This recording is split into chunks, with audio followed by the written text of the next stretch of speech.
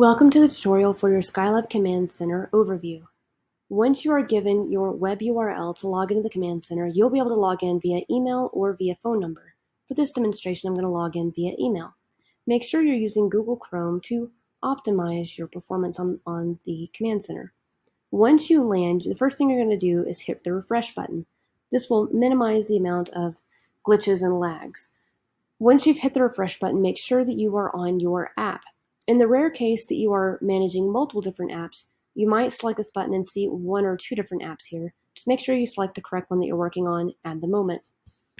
On the other side where it says Master Skylab, you'll be able to access your account settings or log out. When you first arrive, you're going to land on this top button here. You'll see all of your navigation buttons on the left-hand side, and you always land on Home. This will give you a high-level overview of the analytics of your app. Very fun to go through and see the quick engagement levels of some of your users, of all of your users on your app. Marketplace, we'll go into more detail later, is going to be a fun place to exchange all of your content with other app owners. Moderation, we'll get into this one a little bit more details again later as well. This will show you all of the content on your app. You can sort it via flagged to see what content has been flagged as inappropriate or reported, and you'll have the ability to change the different actions for each post that you see. The next section down is going to be the content dashboard. Content dashboard is where you're going to manage your actual channels, your channel filters, and your channel post. Once you're inside content dashboard, you'll see content management and media dashboard. Content management is where you'll create these individual content filters or you'll create channels. This where it says featured media, this is the filter. The filter is going to have all of your different channels inside of it, and then each channel will have post. So if I wanted to edit one of these channels, I could just simply click edit. Once you're inside the edit view of the channel, you'll be able to change the name. You'll be able to upload an image just by simply clicking it. You'll be able to upload the subtitles, and you can even work on the keywords. You can change the categories at any time as well. If you scroll down, you'll have the ability to create new posts, and you can create either a post, a video, a direct audio, or external link, and we'll get into what all that means later. You can click and drag and rearrange these channel posts, or you can auto sort them. If I scroll down, inside this channel, you'll be able to change whether the posts appear horizontally or vertically, and you'll have access to many other fun features to customize the look and feel of each channel based on your needs. The next section down is channel details, where I can describe what users can expect to find inside this channel. I can do that via images, text, buttons, videos, files, audios, and even dividers to help divide up the text. I can change this filter if I wanted to, or this particular channel is inside the featured media. I can either change it to a different filter from here just by simply changing these toggles, or I can even add this channel to multiple filters at once by selecting multiple. Down here at targeting, I can then decide who has access to seeing this content and who has access to it, who is it locked or unlocked to, by simply checking these toggles. I can do that via interest tags or via groups, and then just type in the name here, and it'll auto-populate the name of the group or the interest as you type. I can change the lock message too. So if this is locked to certain users, they'll know exactly why. And you can even add a CTA button to say, hey, this content is locked. Click here to learn more and unlock this channel.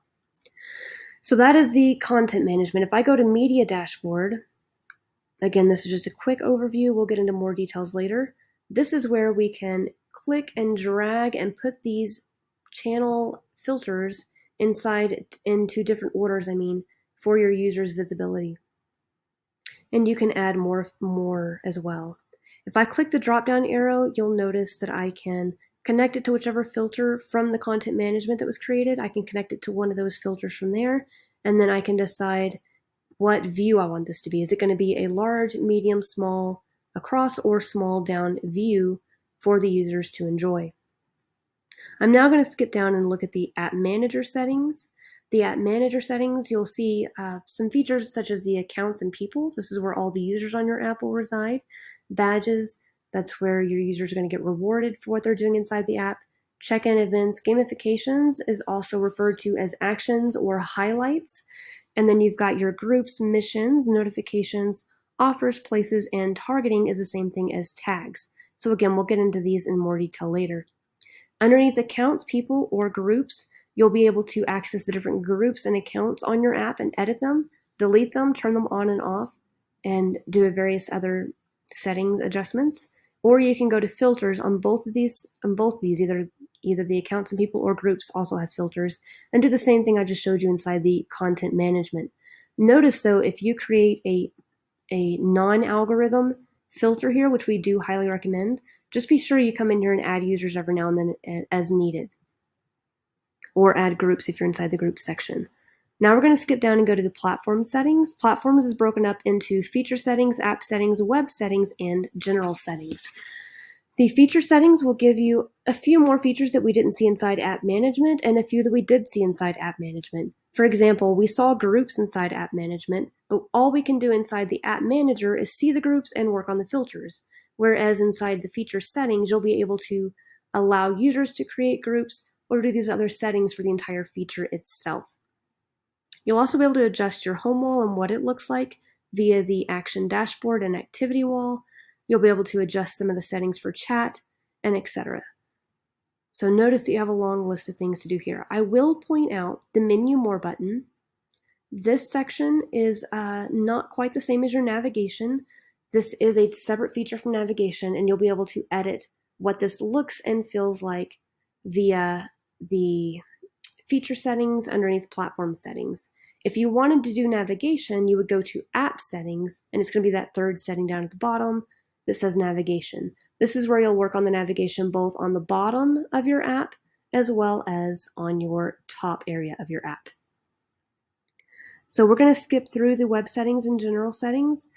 Notice that you can adjust your analytics from here. You'll be able to see a more detailed analytics than you do on the home screen. And you can compare it to the universal dashboard, your own personal platform analytics, and then you can go to top users and so on.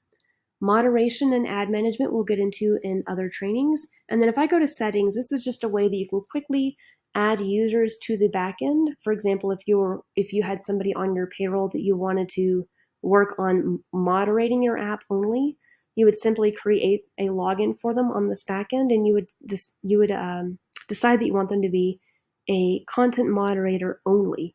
You can also add them as a content admin. Notice that this is different than if you had one account, say an influencer, that you only wanted to have access to one channel. I will walk you through how to do that when we get into the channel creation. This is not where you would do that. This is only for staff members that you want to have access to all of the content. You can add them as a content admin or as a platform admin, which we will get into the difference, or you can read about it here on other settings. So thank you for watching our overview of the Command Center. I hope you enjoyed it. I recommend that you take the time now, once you've finished watching this, to go back and play with this, go through it, see if it makes sense, see if it flows well, and ask us any questions that you may have.